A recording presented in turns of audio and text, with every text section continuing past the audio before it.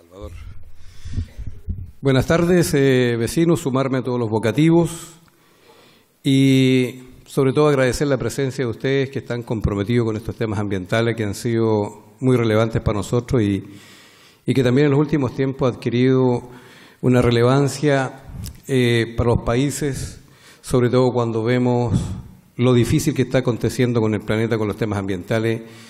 Y la verdad es que en qué parada estamos nosotros, si vamos a ser resilientes, si vamos a poder construir políticas públicas comunales para poder revertir estos desafíos que nos plantea el cambio climático y sobre todo cuando está afectando el desarrollo humano de nuestras comunas. Así que quiero agradecer a Salvador Dongui, un biólogo destacado de la Universidad Católica, que con su equipo ha podido levantar información respecto de nuestros temas ambientales, donde pretendemos también que sea el detonante de futuros proyectos que tienen que ver con la sustentabilidad comunal y sobre todo de la biodiversidad que creemos que es importante preservar, conservar y hacer esfuerzos mancomunados con políticas comunales. Si bien es cierto que debe ser una política de Estado, pero también cuando no se desarrollan nuestras propuestas, pues, tenemos que ser innovadores en lo comunal. Hemos venido trabajando desde hace bastante tiempo muy focalizado en de que se hace necesario una comunidad organizada, tomando parte en esta dinámica de conservación de nuestro patrimonio ambiental. Decirles que seguramente va a haber mucha información de interés para la comuna y que es de suma importancia para lo que se viene en el futuro desarrollo. Más aún cuando estamos elaborando un plan de desarrollo comunal y nuestro plan regulador. Daniela, hola. Y esto va a ser datos de mucha importancia. Hemos nosotros de a poco ir incorporando en nuestra oficina de medio ambiente profesionales que nos permitan también hacer estos alcances cuando se están realizando algunas propuestas comunales de desarrollo, de poder contar con una mirada crítica sobre aquellos aspectos que tenemos que cuidar y preservar. Desafíos sobre la resiliencia de la comuna.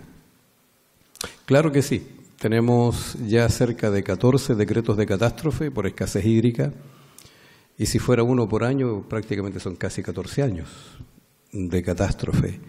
Algunos tienen que ver con temas antrópicos, el ser humano quizás está haciendo un tremendo daño a los ecosistemas y otros están derechamente usurpando agua.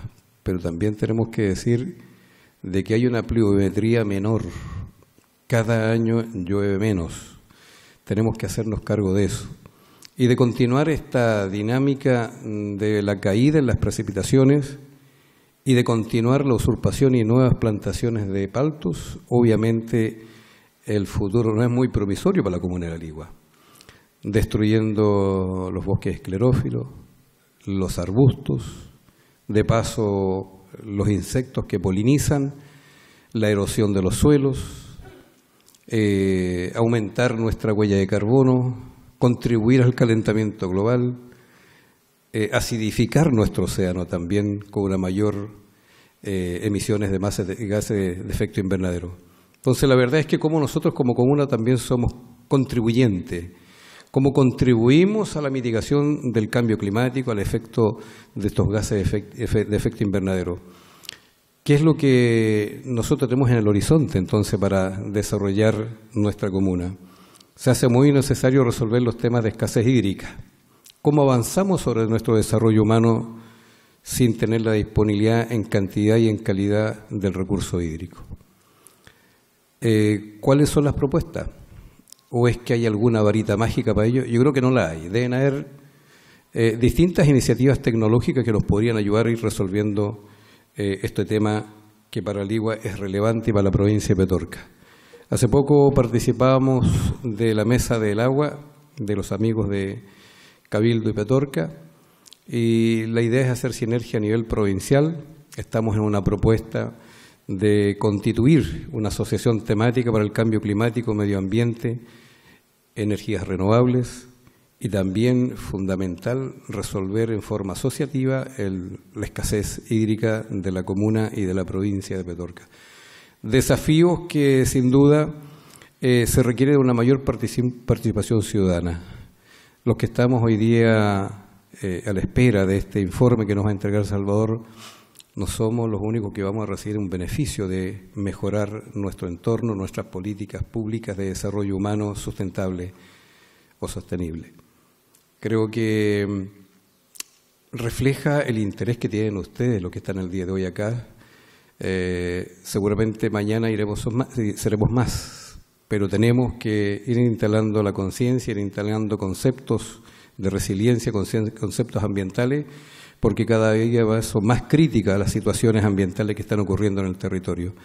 De desarrollos de proyectos que también atentan contra nuestro medio ambiente y que muchas veces cuando hacemos acciones para oponernos a ciertas situaciones de alguna propuesta de desarrollo contaminante derechamente, hay ciudadanos que hacen críticas por haberse movilizado. Pareciera ser que no estamos entendiendo entonces lo que nos está ocurriendo.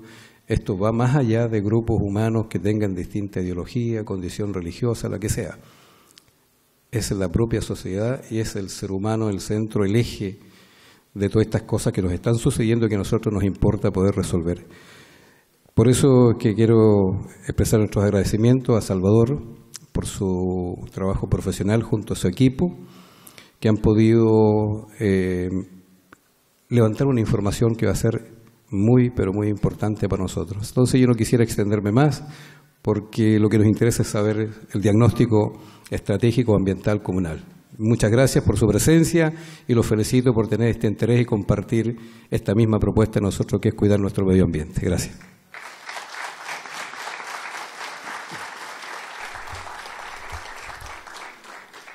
Agradecemos las palabras de nuestro alcalde, don Rodrigo Sánchez Villalobos, y vamos a comenzar inmediatamente dando la bienvenida a Salvador Dongui para que nos acompañe, biólogo de la Pontificia Universidad Católica de Valparaíso, y pueda hacernos la presentación primero de su equipo y luego de este diagnóstico.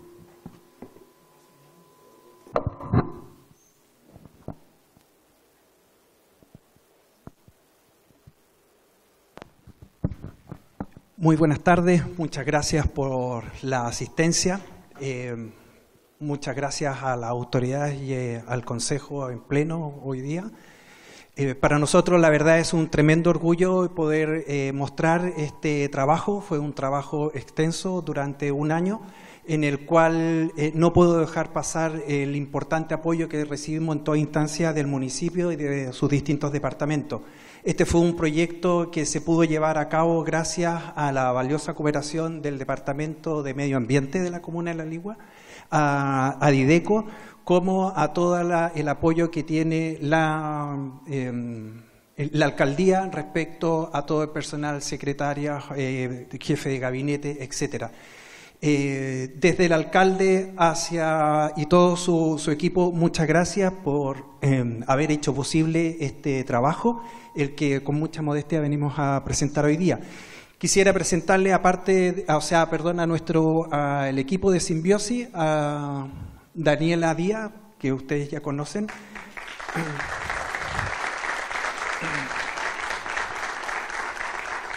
Tengo el gusto de trabajar con la doctora Díaz. Ella fue la coordinadora general del proyecto.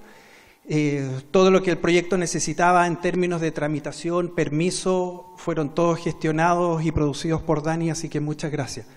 Quiero presentar también al director científico del proyecto, al doctor Sergio Elortegui.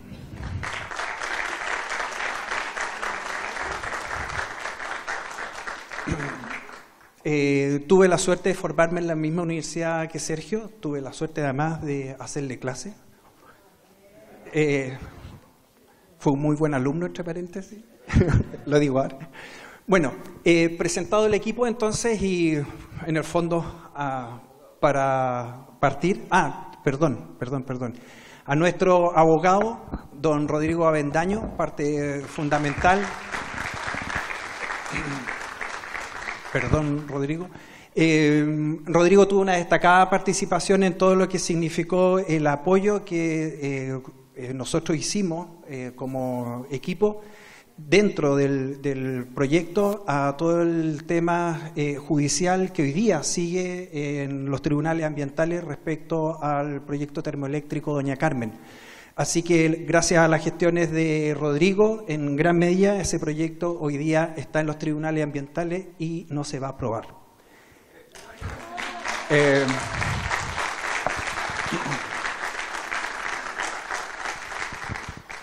Lo que nosotros vamos a presentar hoy día consta de 4 partes. Primero, un video introductorio de lo que ha sido todo el trabajo y cuál era su proyección. Segundo, Sergio nos va a presentar la composición ecosistémica que tiene la comuna, producto de toda la revisión que nosotros hicimos. Daniela va a presentar después la metodología y cómo abordamos nosotros la participación ciudadana. Luego voy a presentar yo los resultados de esa participación ciudadana a través de aplicaciones de modelos estadísticos y después para finalizar con las conclusiones. Quisiera nada más que agregar que este es un proyecto que el objetivo de este proyecto es desarrollar el diagnóstico ambiental como pieza, insumo fundamental para la elaboración del informe ambiental, que es parte integrante de la modificación o la actualización del plan regulador que hoy día se tiene que hacer por ley a través de evaluación ambiental estratégica. Pero no solo va a estar enmarcado eso, sino que también creemos que va a ser un buen insumo en términos del diagnóstico ambiental para el Pladeco. Así que, bueno, no más palabras, partimos.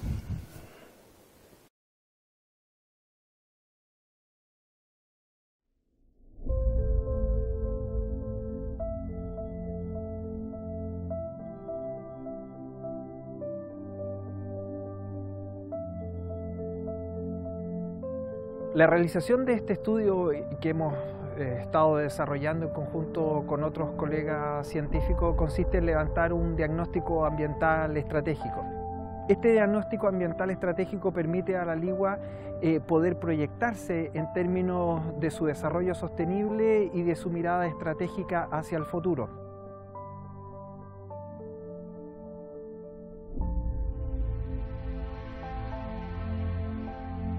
La Ligua hoy tiene 2 grandes polos de bosques de olivillo. Uno, el costero, que es este donde estamos ahora, que es Cerro Santinés, conocido, arriba de los molles, y el otro bosque de olivillo, que es desconocido, descubierto por este proyecto, que es el bosque de olivillo de altura en los faldeos del Chachi. Estos espacios nos hablan de una Ligua diferente a la que la gente piensa, diferente a este semidesierto. La Ligua es boscosa, la Ligua es diversa, la Ligua es la proyección de varios pisos bioclimáticos que se juntan acá en un mosaico. Esto pone de relevancia a esta localidad como uno de los espacios vegetales o de vegetación más importantes de Chile. Es un mosaico de vegetación único en el Chile mediterráneo central.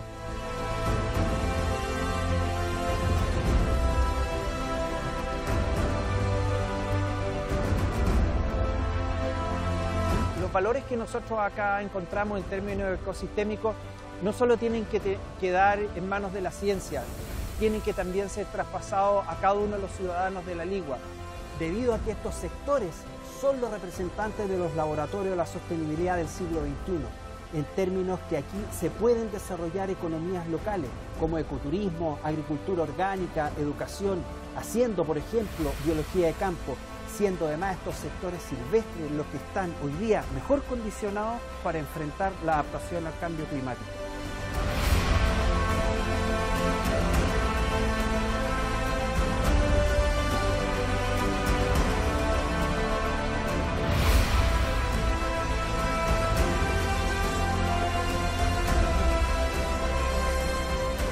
En definitiva, lo que nosotros estamos viendo acá y es el gran proyecto a futuro que podría tener la Ligua, que le da un tremendo valor, es que este es un lugar que perfectamente tiene las características para ser un parque nacional.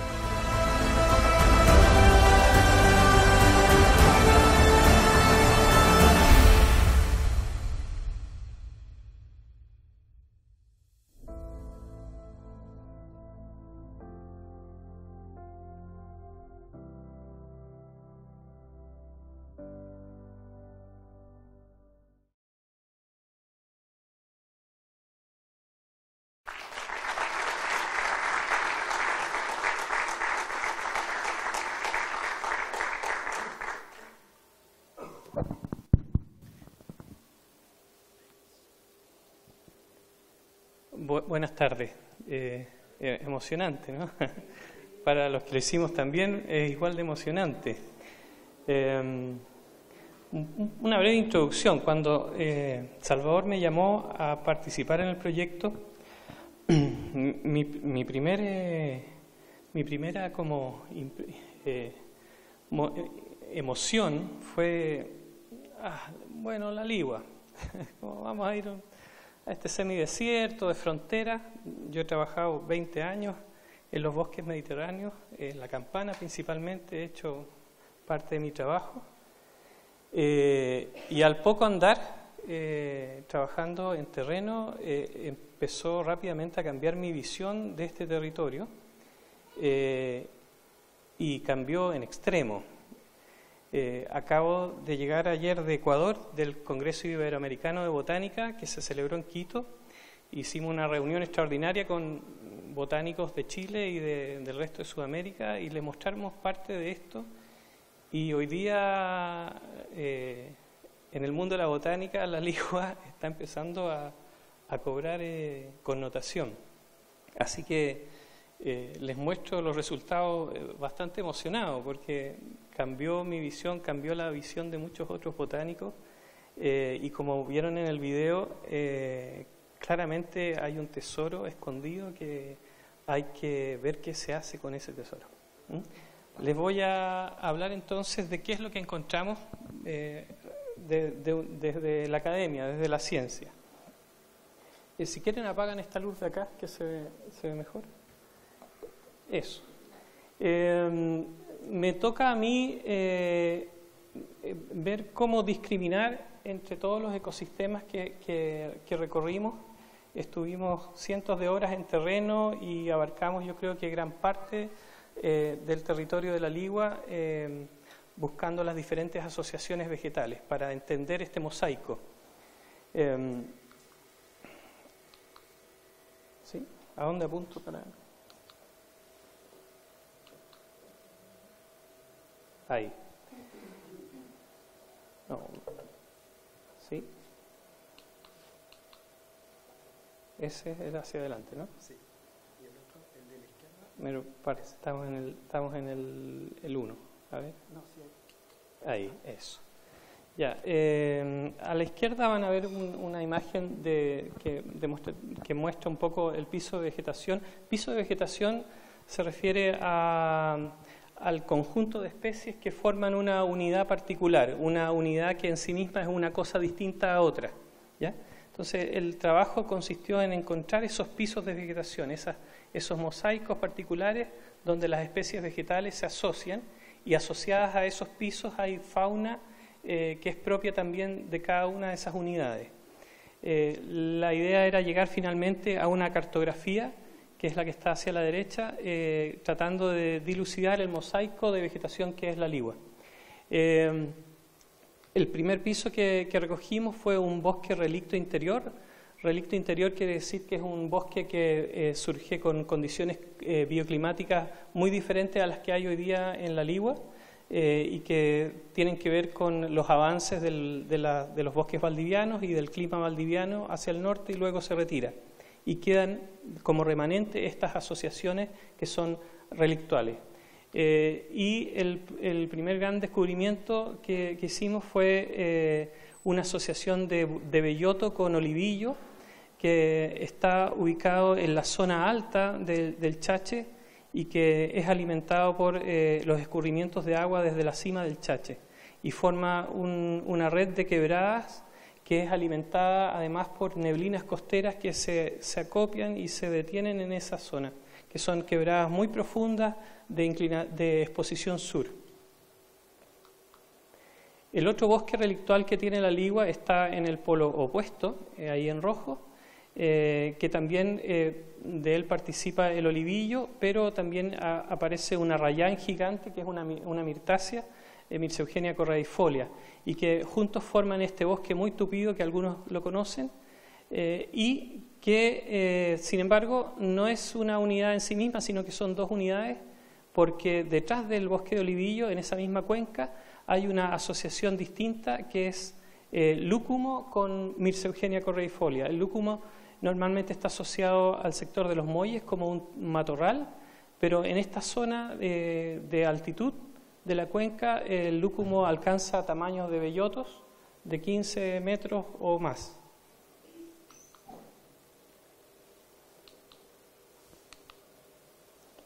Esta es la asociación de lúcumos con olivillos en esta parte B del sector de Santa Inés.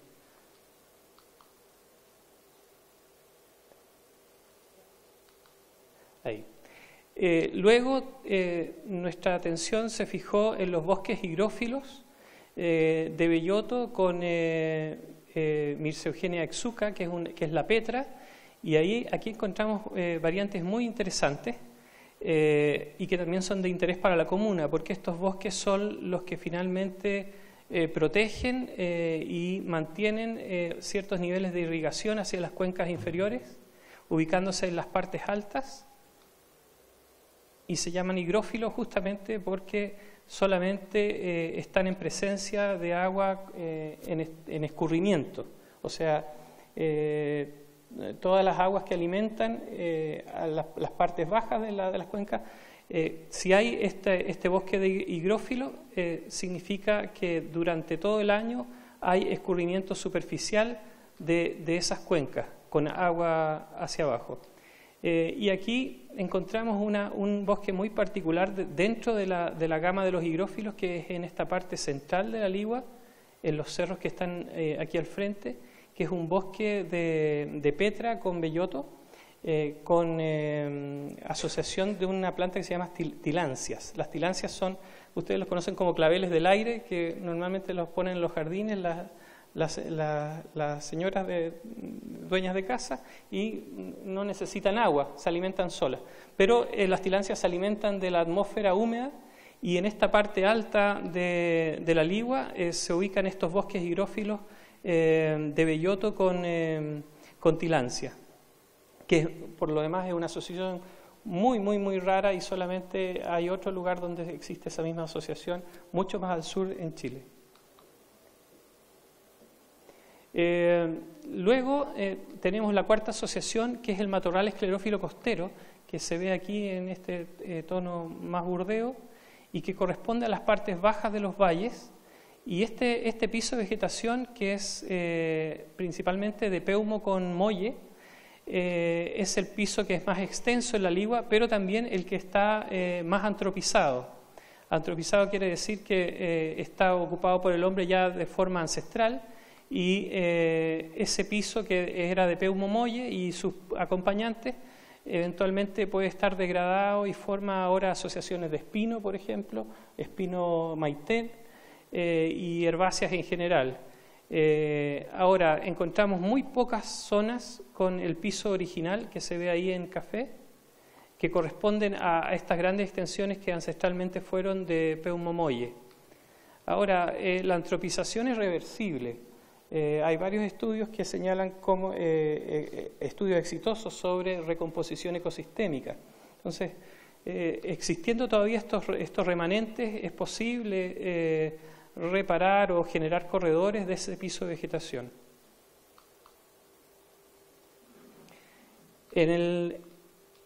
Este va diferente de velocidad que yo. En el piso número 5 tenemos otra unidad que fue muy interesante encontrarla, que es el bosque esclerófilo andino de Frangel, Cagenequia angustifolia. Este bosque se encuentra en platós, en mesetas altas, cerca del Chache, y aquí lo tenemos, ese que está ahí en Calipso. Es un pequeño fragmento de esa unidad de vegetación que es rarísima y que se da en alta montaña. Son bosques de alta montaña y que se da en la zona hacia el noroeste del Chache, en estos faldeos.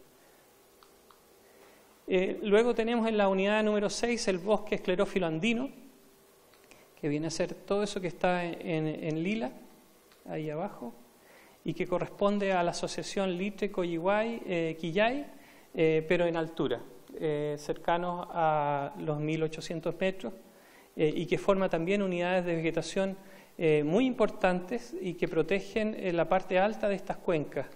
Entendiendo que el problema de la ligua es el agua, todas estas asociaciones vegetales de altura y luego sus escurrimientos por el higrófilo cumplen la misma función que cumple un glacial en la cordillera hacia la cordillera de los Andes, o los mallines en las cordilleras de Piauchén en Chiloé. Son reservorios de agua en el suelo de esos bosques. Se mantiene gran parte del agua que es administrada por el ecosistema y enviada hacia abajo, incluso en el verano más árido. Ese bosque tiene una variante xerofítica. Xerofítica quiere decir que es una variante más adaptada a la desecación, con hojas que están recubiertas con cera, principalmente en las especies que acompañan esta variante, y que forman,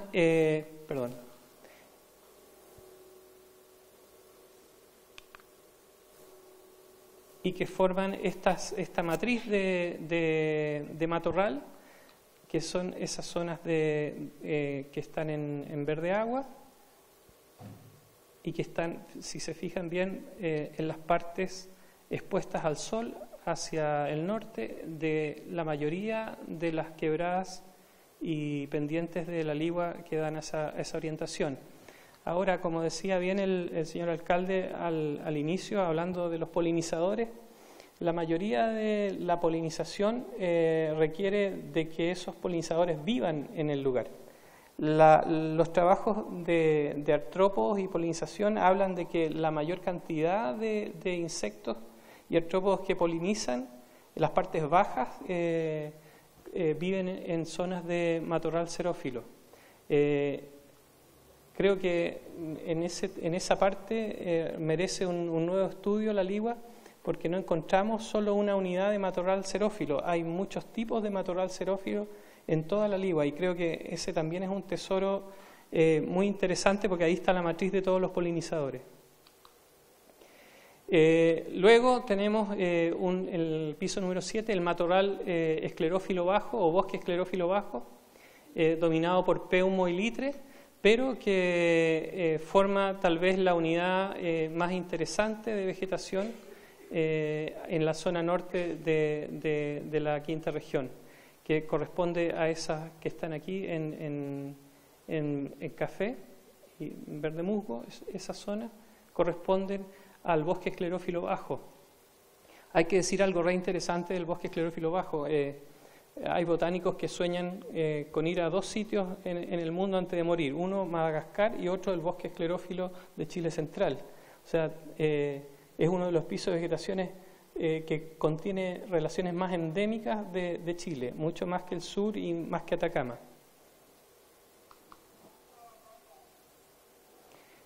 Aquí tenemos de ese mismo bosque la variante xerofítica. El bosque se sucede, según la exposición, a estos matorrales nuevamente que hoy están siendo desplazados por los cultivos en altura. Cada vez más los cultivos de palto y de chirimoyos suben y van reemplazando este matorral por zonas monocultivos. Yo creo que si hay algo de lo que preocuparse en la ligua es estas zonas, porque socialmente también están en el imaginario como lugares desprovistos de vegetación, como lugares un poco de canje en términos del agro. Y aquí están todos los polinizadores. Y luego llegamos a este bosque maravilloso que es el bosque esclerófilo de altura, que está en estas zonas más moradas, en la frontera, y que ahí ocurre esta imbricación entre el bosque higrófilo y el bosque esclerófilo. En estas partes altas los molles, los peumos alcanzan alturas de 15-20 metros. Y obviamente su variante xerofítica. Cada unidad esclerófila tiene su propio matorral asociado a esa condición de altura. Este es el matorral asociado al bosque de altura, con Florencia, aquí tenemos, Litre en estado matorral, Puya, Coyihuay, tenemos Proustia, Licifolia, etc.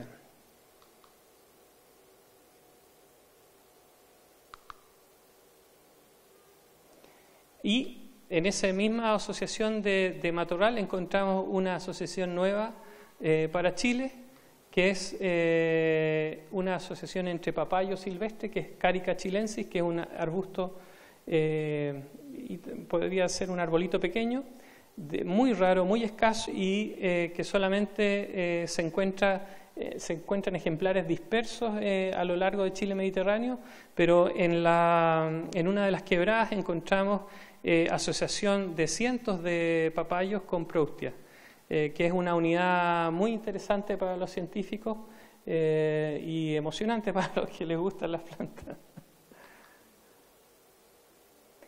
Luego tenemos el matorral esclerófilo del interior, que es dominado por un árbol que es emblemático de la zona del semidesierto y que entra a la ligua, que es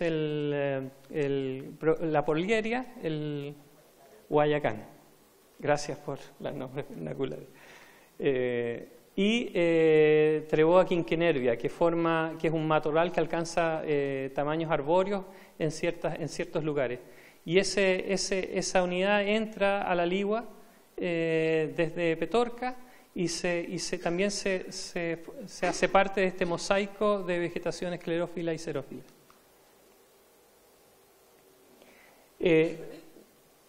Luego tenemos el 10º piso. Hay que decir que cuando empezamos a revisar las investigaciones para la ligua habían cerca de 5 o 6 pisos. Nosotros hemos encontrado cerca de 25 pisos. El matorral espinoso de altura corresponde a la parte justo en la isoterma 0, o sea, es de donde empieza la nieve hacia arriba. Y aquí también tenemos este matorral xerófilo con puyas, con equinopsis, con coyihuay y una serie de plantas altoandinas que entran desde la cordillera de los Andes y se ubican en las partes altas de la ligua. Y ya en las partes donde se acumula nieve, en la zona del Chache y luego Cerro Blanco, Imán, tenemos la típica vegetación altoandina que se vuelve a encontrar ya en la cordillera de los Andes, con una cantidad de arbustos y flores impresionantes. En enero y febrero es la primavera de la ligua, pero en altura, y con lugares prístinos, que la verdad es que tienen muy poca intervención humana. Y luego tenemos en el piso 12 la unidad de los Molles, que es una unidad en sí misma. Es un matorral, un mosaico único en la costa de Chile central, frontera con la 4ª región, y contiene uno de los más altos índices de biodiversidad en términos de flora. En parte de mis estudios de flora me tocó estar en el Jardín Botánico de Edimburgo hace unos años atrás, y lo primero que me preguntó un científico escocés es: ¿usted conoce los molles? Porque a nivel mundial los molles en términos de flora es uno de los sitios, de los hotspots de flora mediterránea. Ahora, al inicio del estudio este era como el punto más interesante. Hoy estamos rodeados de puntos interesantes. El piso número 13 que abordamos fue las dunas de Longotoma, y también las dunas de Longotoma forman una serie de mosaicos desde la línea de alta marea hasta la frontera con las paleodunas o las dunas pleistocénicas, y sus asociaciones vegetales también son súper potentes, con una serie de especies que han sido recientemente descritas. Solanum coquimbense, que es una especie que se describió hace 2 años y está presente en Longotoma. Se pensaba que solamente llegaba hasta Coquimbo.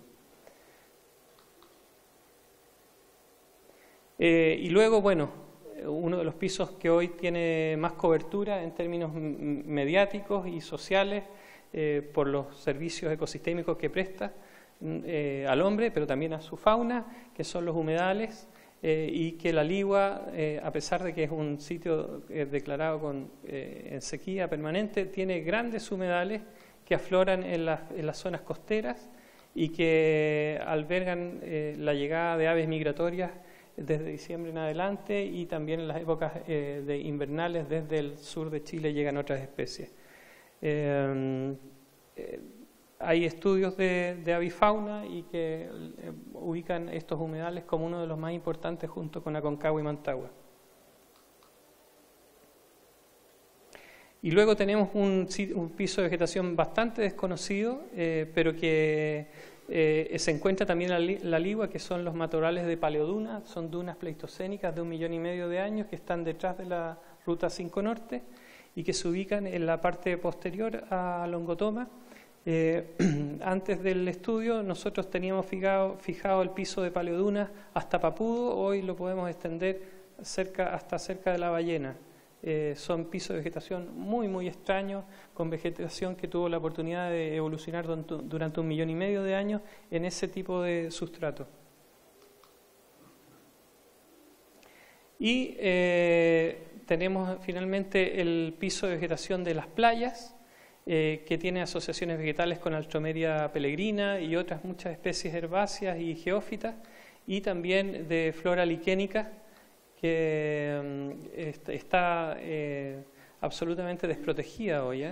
Esta foto, que la tomamos hace un par de años, la fuimos a revisar hace unos meses, y alguien se llevó todas las piedras con líquenes. Esas asociaciones de líquenes ya no están en esa playa, se llevaron las piedras con los líquenes. No sé para qué. Bueno, para finalizar, estos son algunos de los gráficos que desarrollamos en el proyecto, donde incorporamos todos los datos de cada piso de vegetación. Con Salvador estuvimos varios meses arriba de los cerros, contando plantitas en parcelas, pero eso llevado a los números después nos generó estos interesantes gráficos que se llaman dendrogramas, donde el largo de las patitas de estos gráficos nos muestra cómo estas asociaciones se conectan con otras asociaciones vegetales y van generando, para los que saben leer esto, una lectura de pisos de vegetación distintos, pero también asociados entre sí. Hay proximidades entre ellos. Por ejemplo, acá tenemos los pisos de bosque higrófilo de altura, los bosques higlófilos de costa y los bosques relictos, que forman, por su asociación vegetal, unidades similares pero distintas.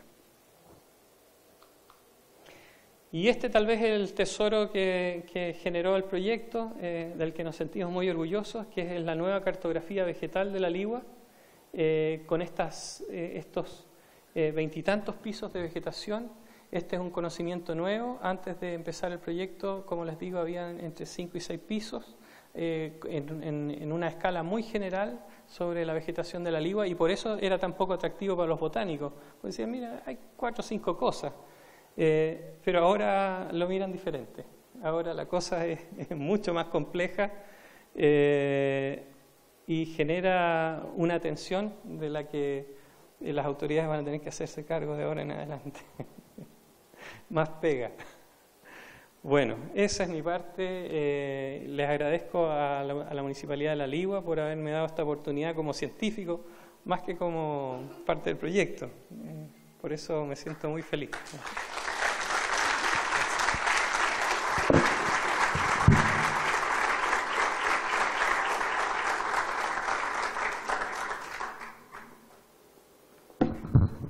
Hola, buenas tardes, noches. Yo voy a presentar esta parte que es la aplicación de una consulta ciudadana, que también el proyecto, además de esta parte de terreno, ¿no es cierto?, de reconocer los ecosistemas de la comuna, los pisos vegetacionales, también tenía esta otra parte de la participación ciudadana, y es lo que voy a presentar yo hoy día.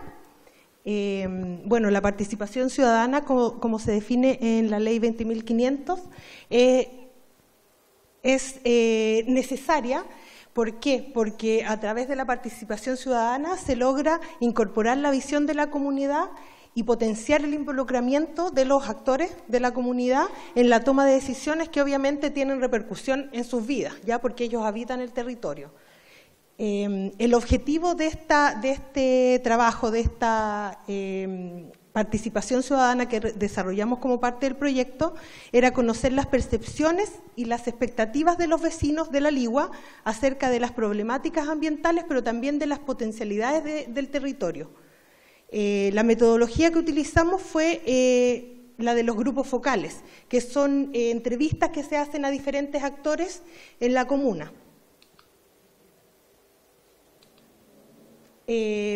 Para eso les voy a contar primero cómo organizamos los grupos focales, porque queríamos tener obviamente una representatividad de todo el territorio, entonces nos basamos en la división del territorio por unidades vecinales.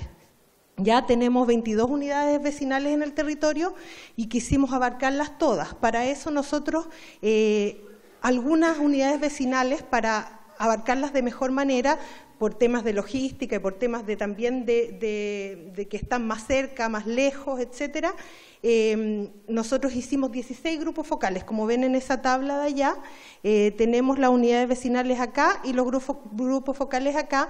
En algunos casos, por ejemplo, en la unidad vecinal 6 y 7, que son las de acá del plan de La Ligua, por sus cercanías las juntamos, ya por un tema también de que comparten de repente algunas problemáticas, están más cerca. Y en el caso, por ejemplo, de Los Molles y Pichicuy, lo hicimos separadamente porque también hay un tema de logística que para que la gente se movilizara a la sesión de trabajo era más difícil, entonces las tomamos como separados, y además porque son lugares que están más aislados de otras unidades vecinales. Entonces, en total, como les decía, fueron 16 grupos focales. Las sesiones de trabajo, les voy a contar un poco cómo se realizaron cada sesión de trabajo, fueron 10, ya esto se hizo en el territorio, en sedes vecinales. Para eso nosotros contamos con la ayuda del Departamento de Medio Ambiente en la organización y de la Dideco, el Departamento Comunitario de la Dideco, para contactar a los actores y poder contar con las sedes vecinales para realizar el trabajo, que nos facilitó mucho el trabajo, y participaron en total 105 vecinos en todas las sesiones, que fueron 10, porque hicimos algunos grupos focales, los juntamos en una misma sesión. Las temáticas que tratamos en estas reuniones fueron principalmente 3. La primera, las problemáticas ambientales, ya donde vimos nosotros, además de que los vecinos nos dijeran qué problemáticas tienen en sus sectores, las causas y consecuencias de estas problemáticas, el nivel de impacto que tienen ellas en su vida cotidiana y también posibles soluciones, cómo ellos valoran distintos tipos de soluciones, por ejemplo, el uso de tecnologías para solucionar algunos problemas ambientales. La segunda temática fue las oportunidades de desarrollo. Acá se preguntó sobre los valores del territorio y los beneficios que tienen asociados esos valores que distinguen los vecinos. También se habló de las posibilidades de desarrollo que tiene el territorio asociado a estos valores que fueron identificados y los tipos de proyectos que podrían surgir después de la identificación de esos valores. ¿Qué tipos de proyectos los vecinos estarían interesados o qué tipos de proyectos son más llamativos? Y finalmente se habló de la imagen objetivo de la comuna, que tiene que ver con la visualización que tienen los vecinos de su territorio, cómo les gustaría que llegara a ser en un futuro no muy lejano. Acá hay algunas fotos de las sesiones de trabajo, por ejemplo, Los Molles, Pichicuy, esto fue en el Carmen, esto fue en Longotoma, Quebradilla y acá en el sector del Mirador más céntrico. Ahora Salvador va a exponer la primera parte de los resultados, que es un análisis estadístico, y después vuelvo con la otra parte. Gracias.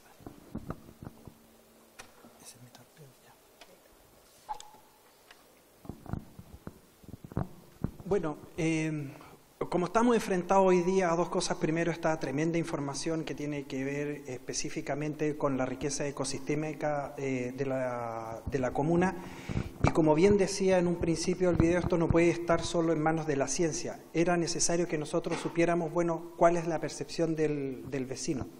A medida que fuimos desarrollando la consulta, nos empezamos a dar cuenta que la gente no hablaba de problemas específicos, sino que empezaba a relatar en base a una idea, a un concepto, a una palabra, lo que era su problema o la visión que tenía. Por lo tanto, el enfoque empezó a cambiar y nos empezamos a dar cuenta que había un enfoque ontológico, es decir, cómo la persona percibe la realidad de su hábitat, de su espacio, de su comuna, de su terruño, de su territorio, etcétera. Y para nosotros es sumamente importante, en mi experiencia trabajando en evaluación ambiental estratégica, y parte de mi estudio han sido, bueno, cómo poder involucrar y poder medir los valores ambientales a este tema tan desconocido hoy día en Chile, que es la evaluación ambiental estratégica. Un punto fundamental es el ciudadano. Y es fundamental porque es el ciudadano el que conoce sus problemas día a día. Él mejor que nadie, mejor que nosotros los expertos o los científicos, sabe cuáles son sus problemas. Podría ser una visión demasiado petulante poder venir a decir a los vecinos lo que tienen que hacer. Es nosotros los técnicos al revés, es cómo nosotros podemos interpretar esas necesidades. Y en base a esa interpretación, hoy día nosotros no tenemos a nivel nacional buenas herramientas que nos permitan de alguna forma recoger esos diagnósticos y ser lo más cercanos a la realidad respecto a cómo se tienen que implementar las distintas medidas en cosas tan complejas como son los instrumentos, por ejemplo, de planificación, ordenanza o Pladeco. A mí me toca estar participando hoy día en el Pladeco y además en la modificación del plan regulador de Valparaíso, y es justamente en una ciudad tan compleja, porque además se planifica verticalmente, producto de las cosas únicas en Chile, pero también sucede lo mismo, es el ciudadano el que sabe, es el ciudadano el que conoce. Con esto no quiero ser demagogo en el sentido de que esto no consiste en pasarle el lápiz al ciudadano y que el ciudadano diseñe.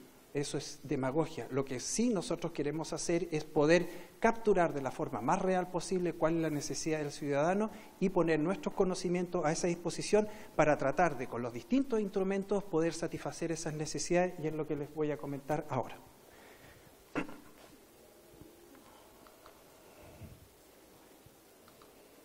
¿Se demora?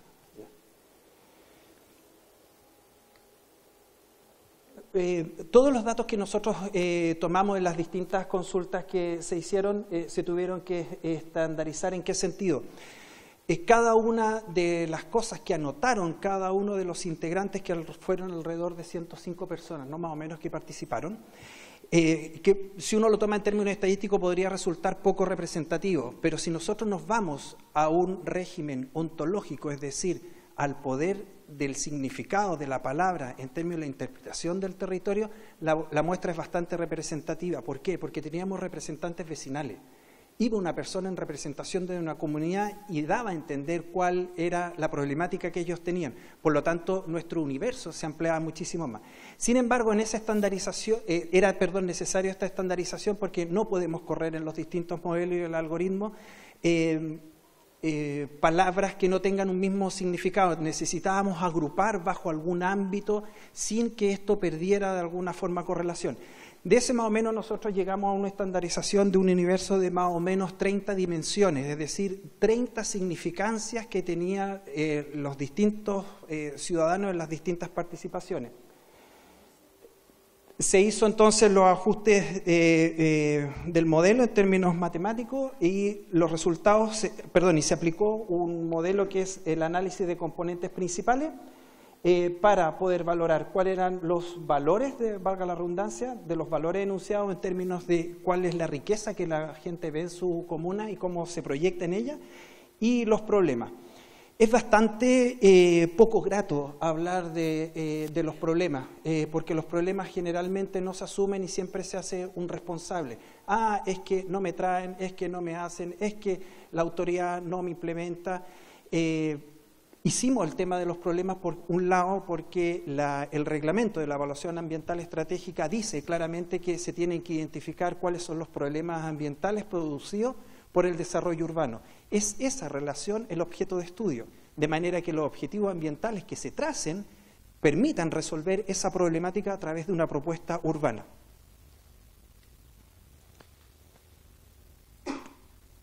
Lo que represento acá es un conjunto de datos que yo los puedo tomar en 3 dimensiones, es decir, pueden haber acá 3 territorios, por ejemplo, en los cuales cada uno de los ciudadanos me fue mostrando plasmando sus datos y yo lo veo en esa dimensión, en 3 dimensiones.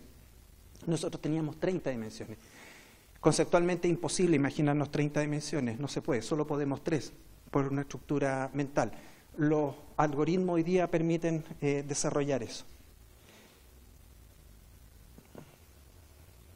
Que si esos datos yo los llevo a esa interpretación, lo que consiste esta técnica, voy a tratar de ser lo más sucinto posible, es que las componentes principales permiten agrupar aquellos datos que de alguna forma están correlacionados en una sola idea o en un solo concepto, en una variable que nosotros llamamos oculta, que es esa variable oculta que no nos está hablando el ciudadano, pero que marca una tendencia, que algo nos está diciendo. De manera de que de esas 30 dimensiones, reducirlas a un número menor de dimensiones, de manera de a través de esas menores dimensiones, que es este vector que ustedes ven ahí, poder trazar a través de ese vector, poder trazar entonces cuál es podría ser el objetivo ambiental, y es lo que en el fondo desemboca este proyecto. Si nosotros tratamos, por ejemplo, cada una de las menciones, por ejemplo, la gente decía, ¿sabe qué? Tenemos problema con la basura. En el sector 1 hubo 5 menciones, en el sector 2 hubo 10, etcétera. Uno saca un promedio de eso, saca su desviación estándar. Ahí después viene una cosa un poco más complicada, que es la estandarización, que se hace a través de la resta, el promedio, etcétera. Pero lo que quiero decir con eso es que si ese es el promedio de todas esas menciones, que yo las promedié, voy a tener datos que van a estar lejos o cerca de ese promedio. Es decir, si la gente tenía a través de esa mención, era el promedio de 5, aquella persona, aquel sector que la mencionó como 1, probablemente no sea atendida porque no está muy cerca del promedio, porque para ellos a lo mejor no significa una necesidad.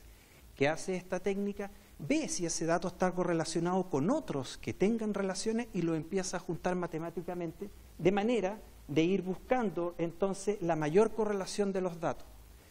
Pero como yo resté esa correlación de los datos, en la medida que están más correlacionados, esta distancia se tiene que acortar. Y en la medida que se acorta, yo empiezo a buscar la máxima variabilidad. ¿Qué les quiero decir con esto? Que aquellas componentes principales, que son los vectores que reducen esta información, son los que más amplia variedad tienen. Es decir, estoy tomando una muestra muy universal y tremendamente representativa. Y es la ventaja que hoy día tiene esta técnica, que nos permite hacer un análisis multidimensional lo más representativo posible. ¿Qué quiero decir con esto? Que si yo voy al sector de la higuera y saco una muestra, en términos, por ejemplo, de cuáles son los valores, esa muestra tiene que ser igual a la muestra que yo tomé anterior. De manera de que cuando tenga la comuna que planificar, la comuna sepa específicamente qué es lo que necesita el ciudadano en forma representativa a través de lo que nos está diciendo esta herramienta.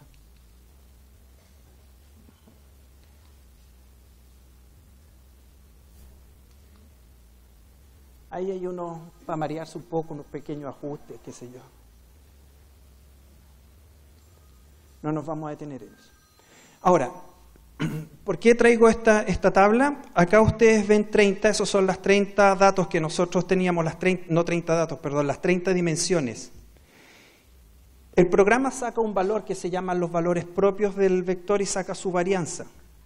El porcentaje de esa varianza para ese valor marca que esta componente me reúne el 29% de los datos, la segunda componente reúne casi el 20%. Sumado los dos, tengo el 48% de los datos.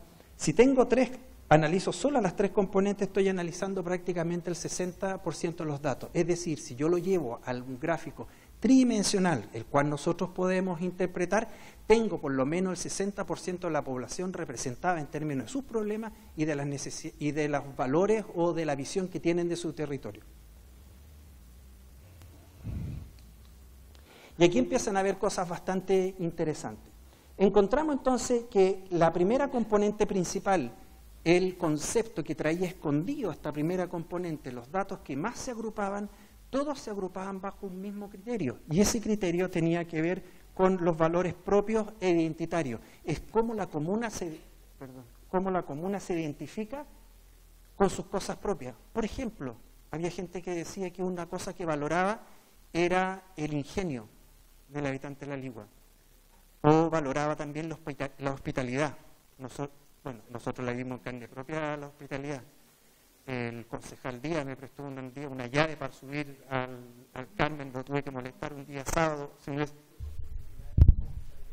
¿El micrófono? ¿Se le acabó la pila?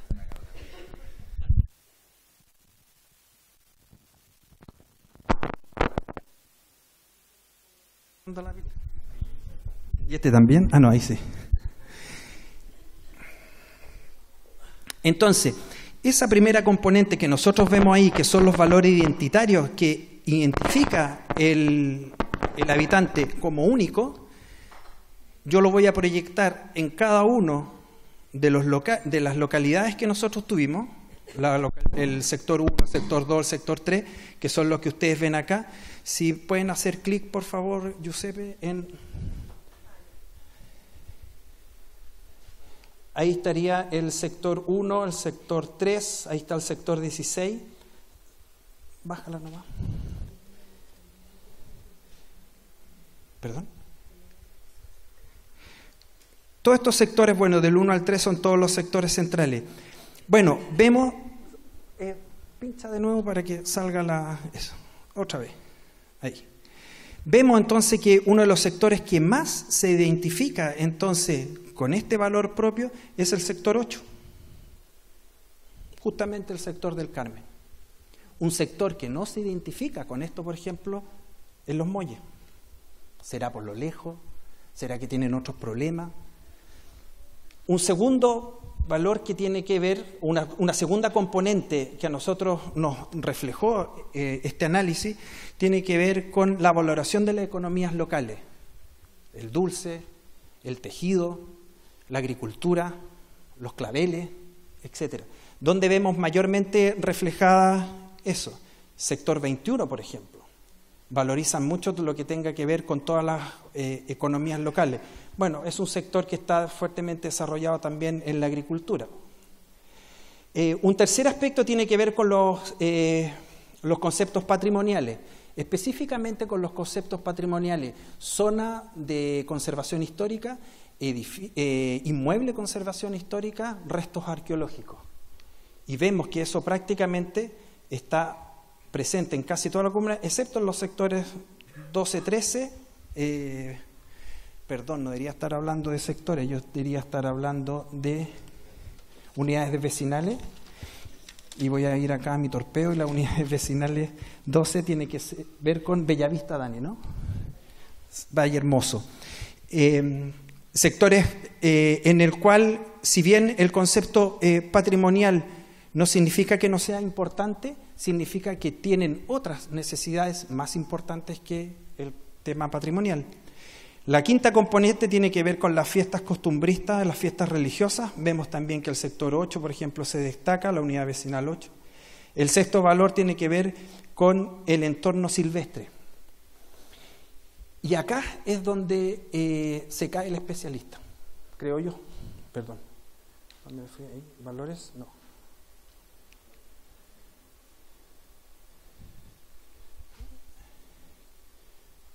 Me adelanté, parece. Ah, no, está en valor. Ya. Es acá donde se cae el especialista.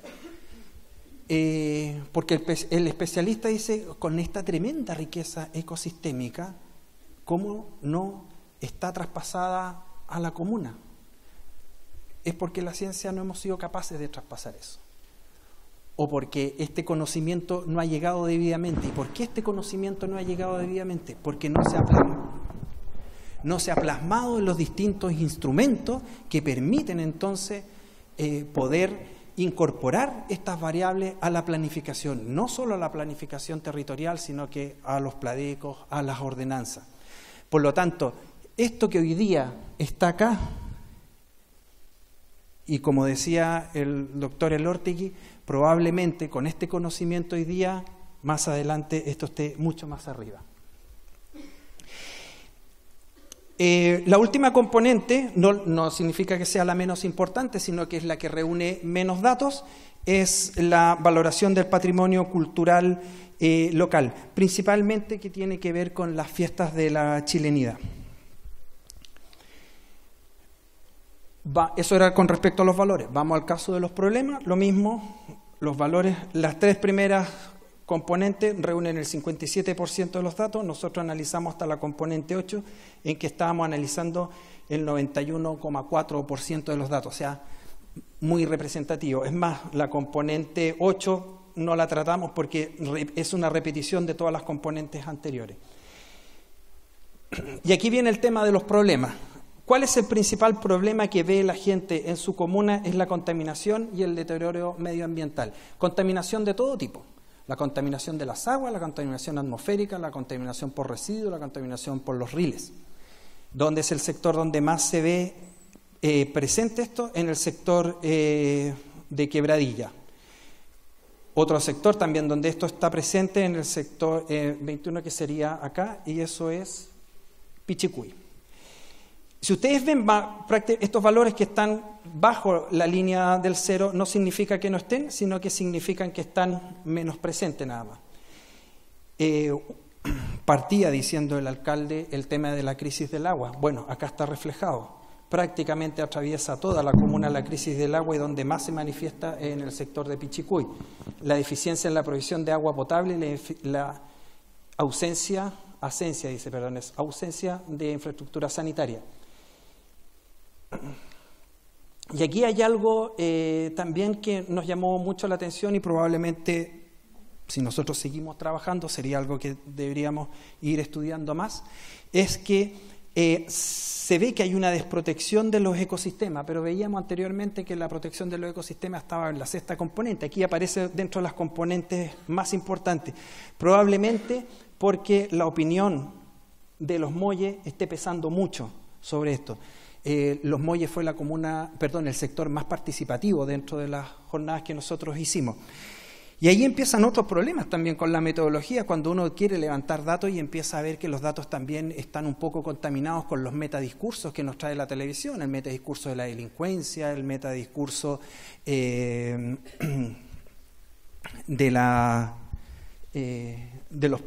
los problemas de corrupción, etcétera, y que se empiezan a trasladar a los territorios sin necesariamente estar dentro de los territorios. Son cosas que probablemente en los talleres más adelante de la evaluación ambiental estratégica se tenga que participar y poner más atención sobre eso.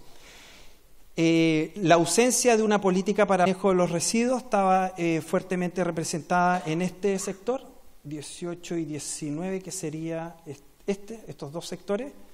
Esto sería arriba de Valle Hermoso y todo Longotoma.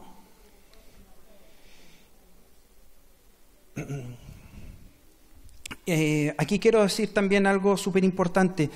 A mí me toca ver también en otras comunas el problema de los residuos. El problema de los residuos no es problema de los municipios.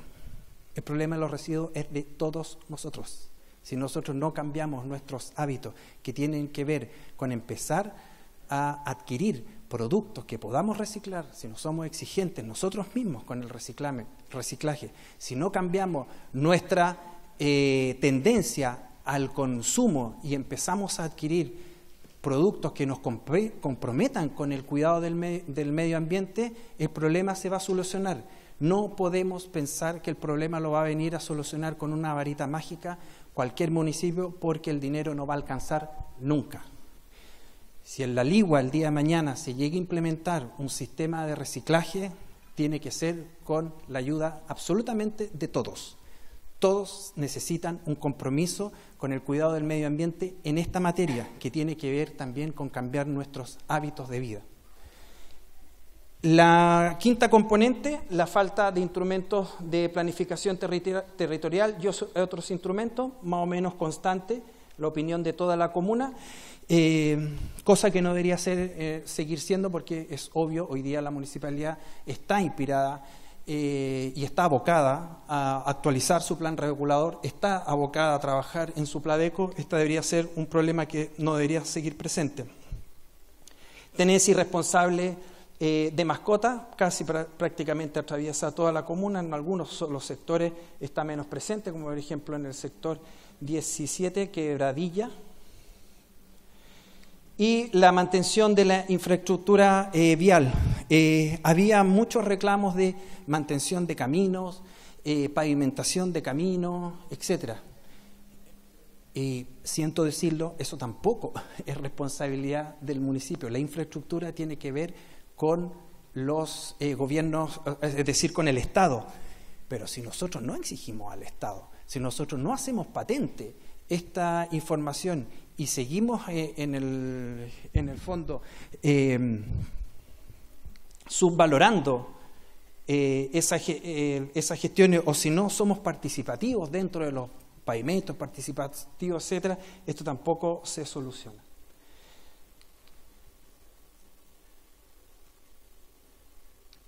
Ahí sí. Daniela les va a contar entonces ahora los resultados que tienen que ver con un análisis a través del árbol de problemas, que está centrado en poder determinar cuáles son las causas y cuáles son los efectos de lo que la análisis de componentes principales a nosotros nos dijeron. En base a esta dimensión de las componentes principales, más la identificación de cuáles son las causas y los efectos, nosotros cerramos con la conclusión de esto y nos atrevemos a aventurarnos a cuáles podrían ser los objetivos ambientales y los criterios de sostenibilidad que debería tener la comuna para poder enfrentar una evaluación ambiental estratégica. Esto es solo una propuesta, esto no es la verdad, esto es lo que un grupo de técnicos, científicos ha estado desarrollando.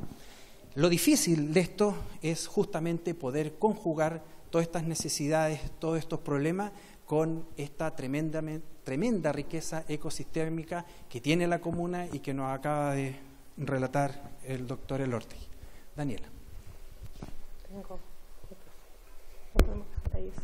¿Se escucha? Sí.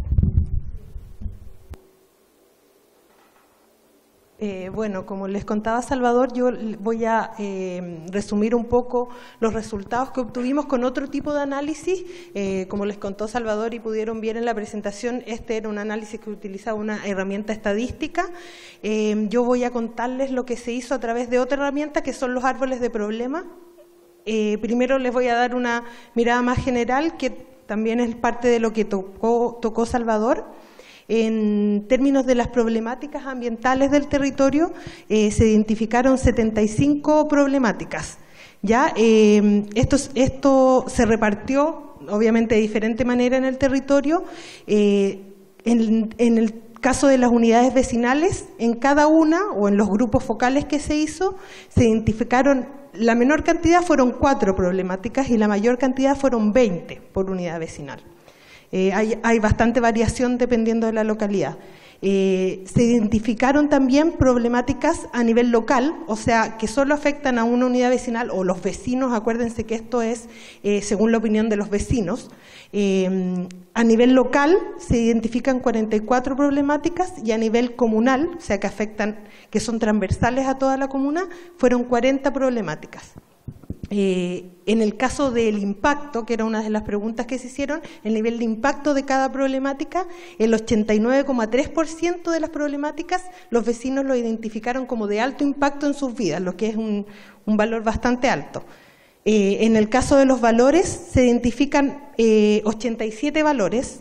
En el caso de las unidades vecinales, las que menores valores identificaron fueron 4, y la mayor cantidad de valores que nombró una unidad vecinal fueron 23. También hay harta diferencia ahí en la percepción de los valores.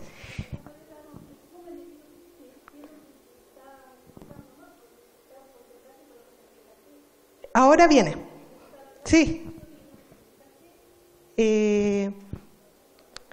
Vamos a ir a la metodología. El árbol de problema, a diferencia del análisis que hizo Salvador, se puede, a través de este análisis, ver qué causa estas problemáticas, qué es lo importante y qué efectos tienen para poder abordarlas en términos de la gestión y planificación futura. Acá tenemos las 7 problemáticas identificadas a través de este análisis que coinciden bastante con el análisis estadístico que hizo Salvador.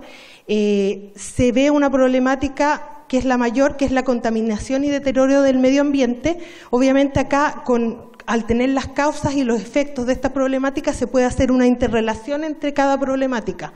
Por ejemplo, esta es la mayor porque todas estas otras problemáticas desembocan también en ella, o sea, también influyen en esta problemática. Por ejemplo, la deficiencia en la provisión de agua potable, en disponibilidad y calidad, también afecta al deterioro del medio ambiente. O la deficiencia en la infraestructura sanitaria, por ejemplo, alcantarillado, que no exista alcantarillado, eso también influye en que haya contaminación.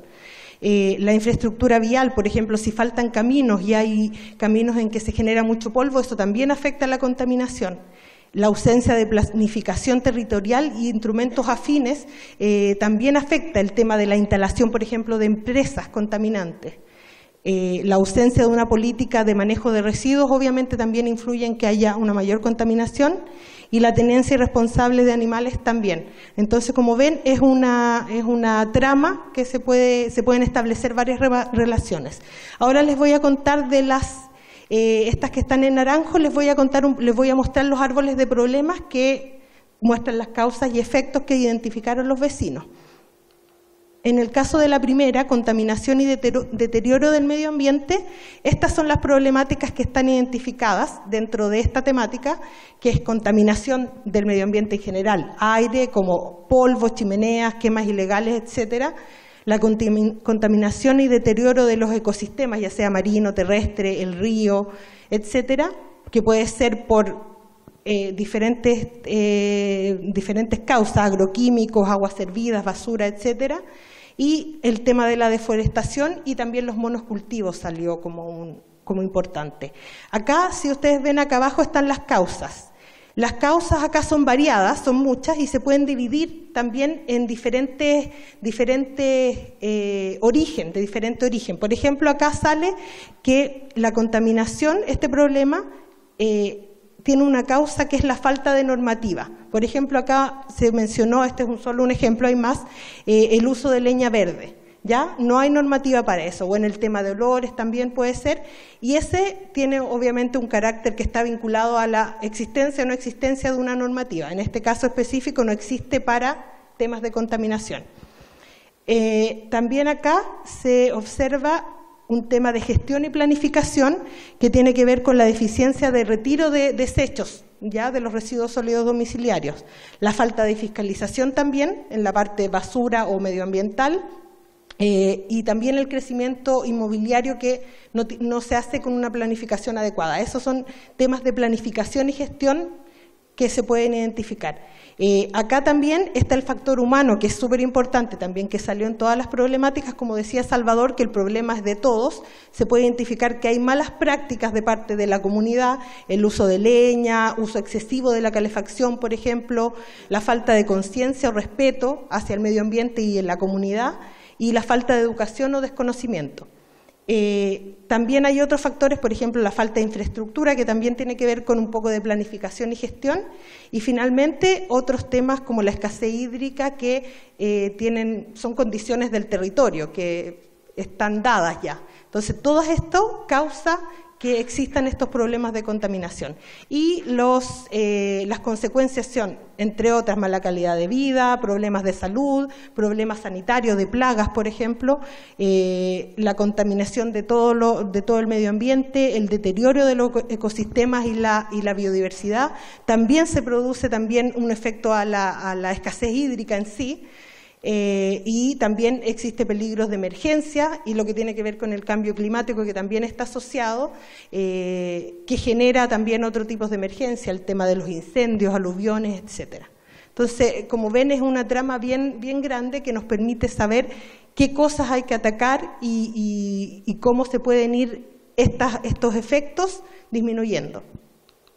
En el caso de la deficiencia en la provisión de agua potable y ausencia de infraestructura sanitaria, eso se refiere a la falta del suministro o la mala calidad de las aguas, aguas servidas que se desembocan a la calle o en este caso, por ejemplo, también a otros sistemas ambientales, a otros ecosistemas como los humedales, y la contaminación que genera esta agua servida.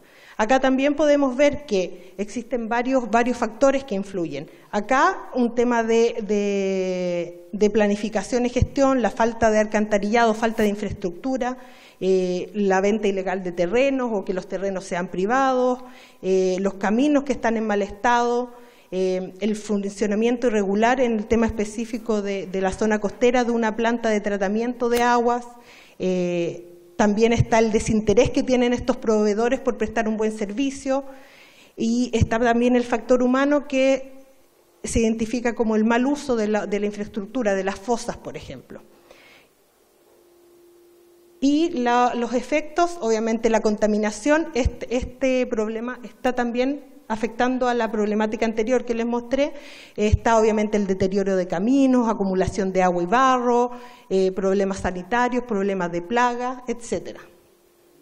Y en el tercer ejemplo tenemos la instalación de infraestructura, esto es ausencia de planificación territorial e instrumentos afines, que se refiere, por ejemplo, a la instalación de infraestructuras y empresas que tienen un daño, que generan un daño al medio ambiente.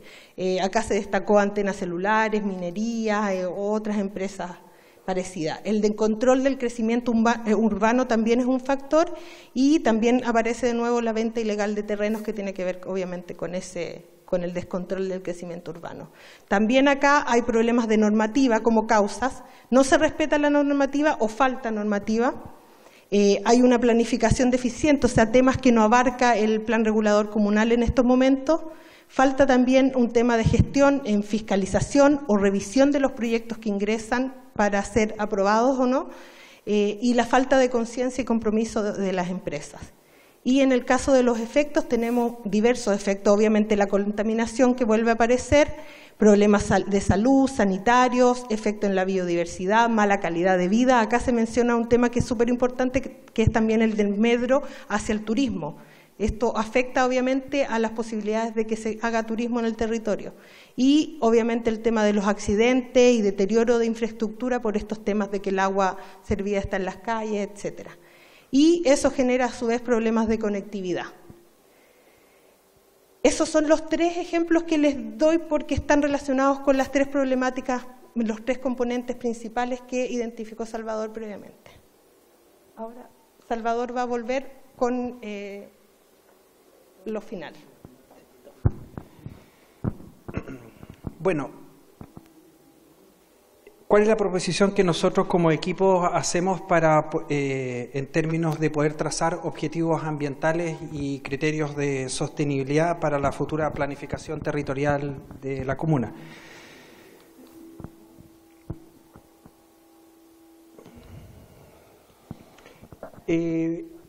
Están en una columna 4 objetivos.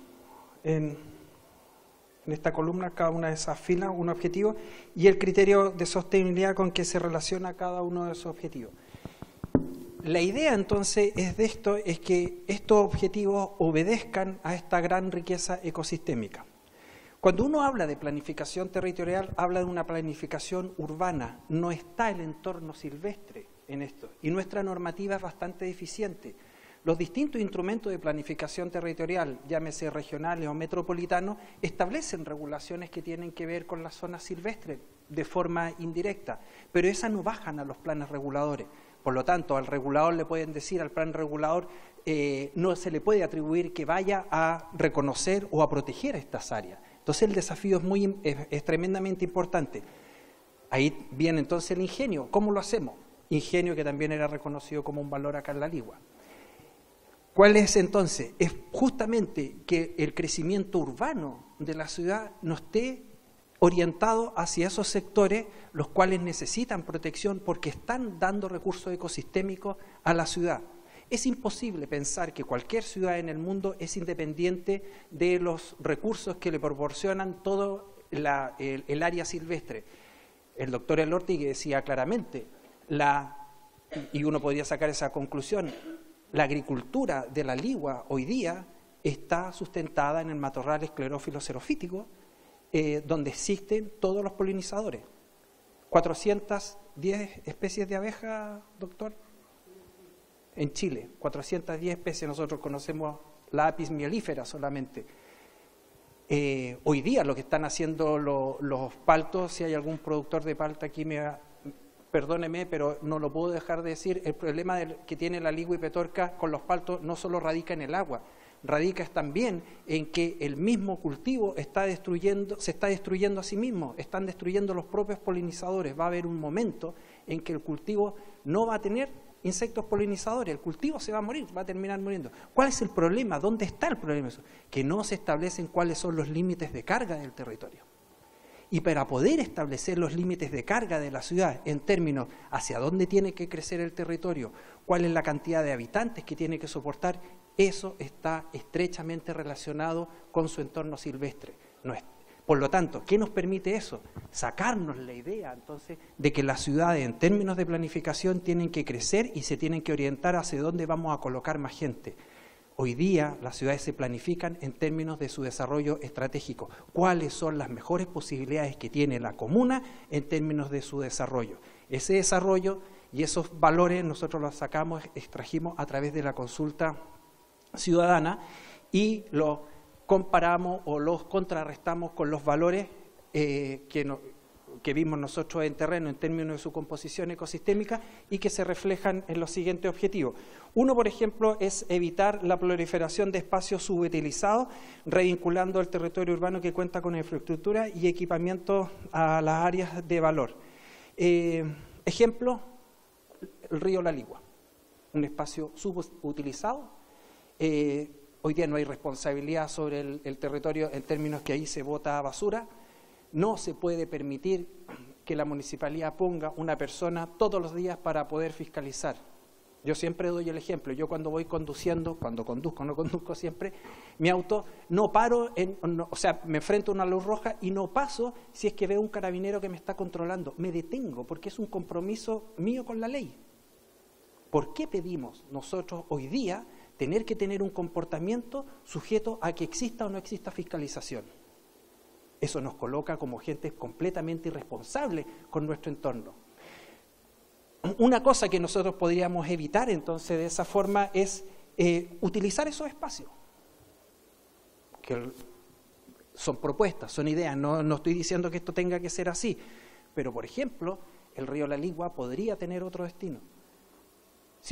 Si se recuperaran las aguas que bajan de todas estas cuencas y del Chache, probablemente en La Ligua estaría corriendo agua constantemente en el río. Ustedes vieron en el video y en las fotos que vamos a mostrar que hay mucha agua en La Ligua. El problema es que la tienen unos pocos y les falta muchos, pero agua hay.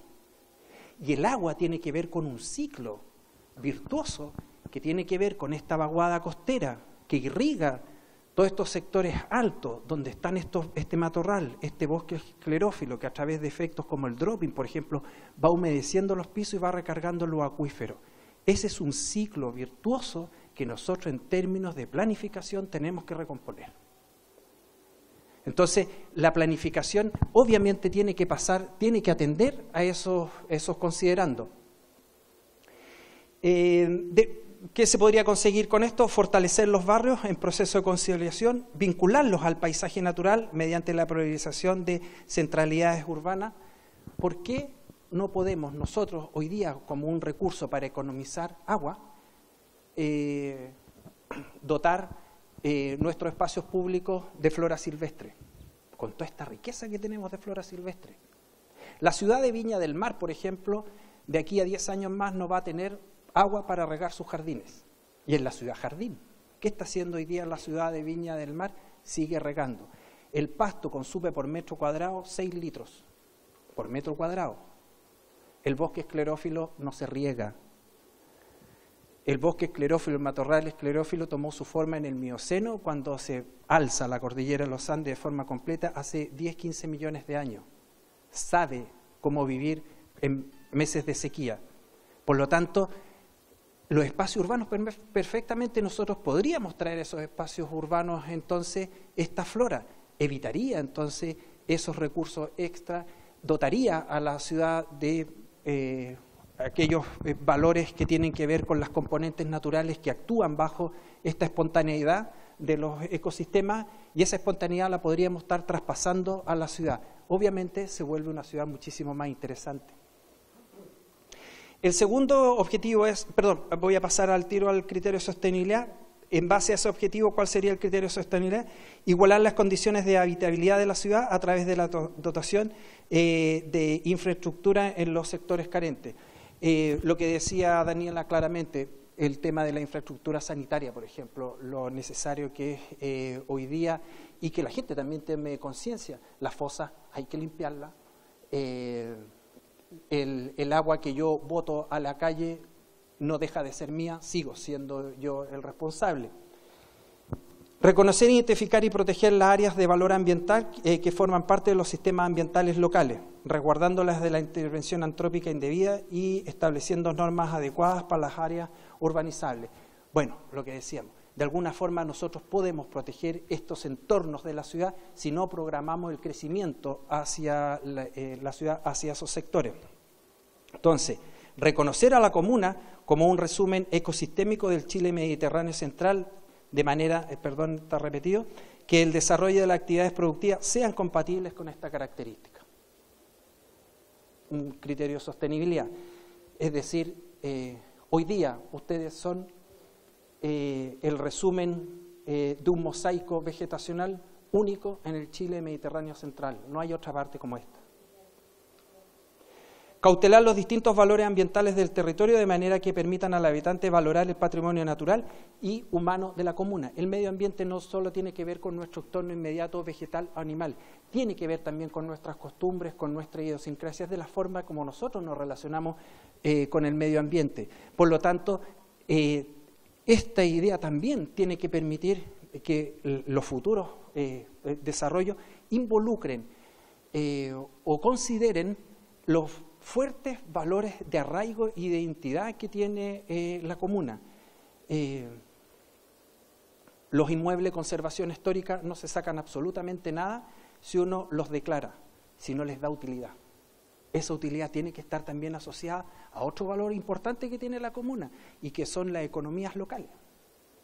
Eso configura una historia, eso configura una entidad, eso configura un patrimonio.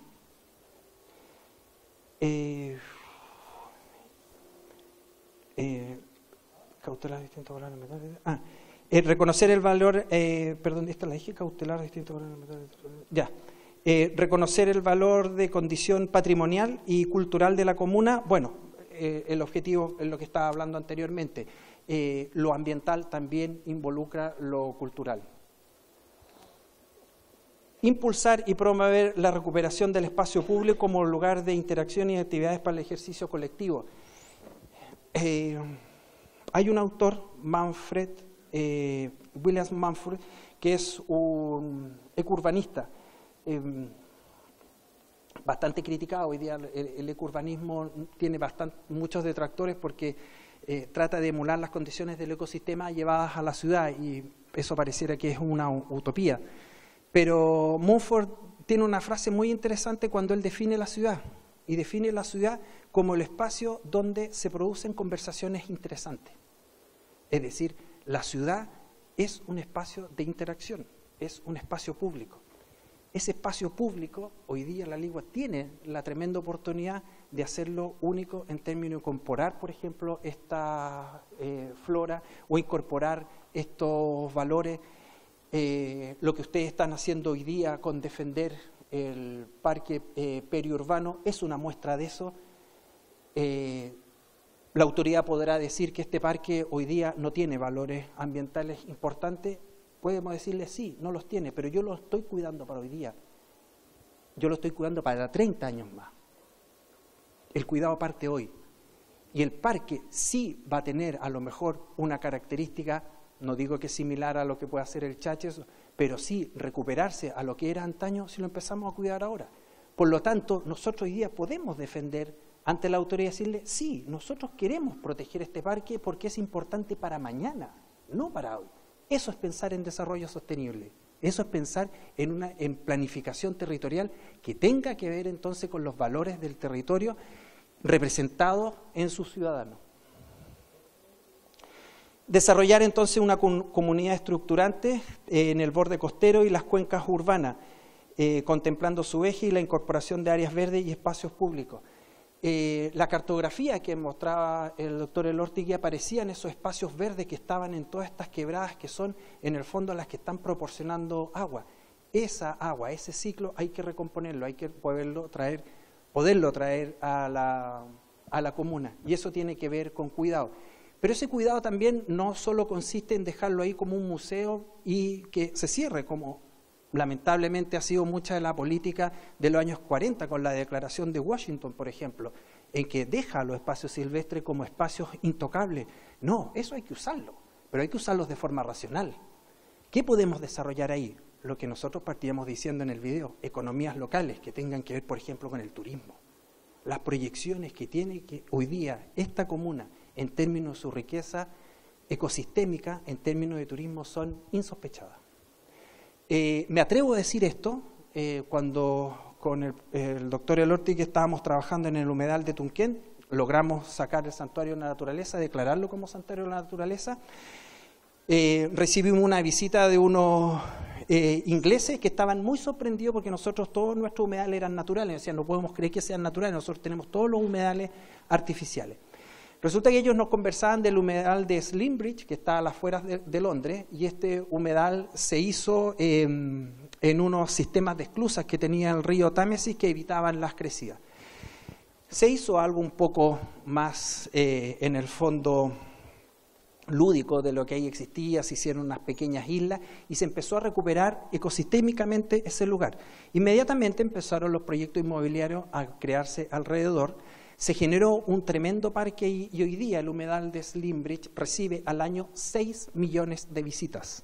6 millones de visitas.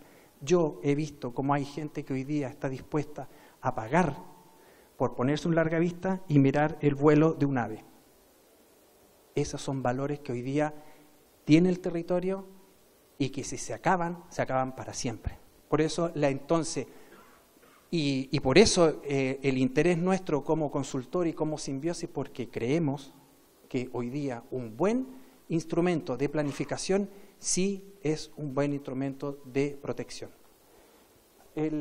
Pincha por favor.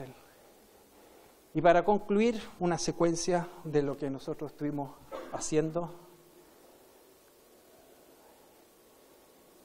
El asistente está... ¿Se puede? Pincha el icono.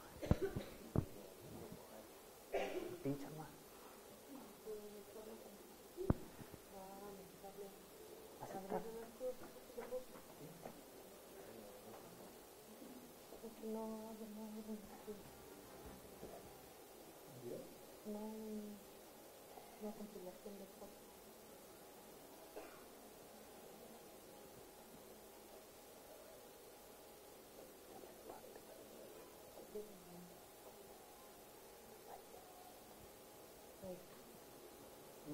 Hay que ponerle el guataje, por favor.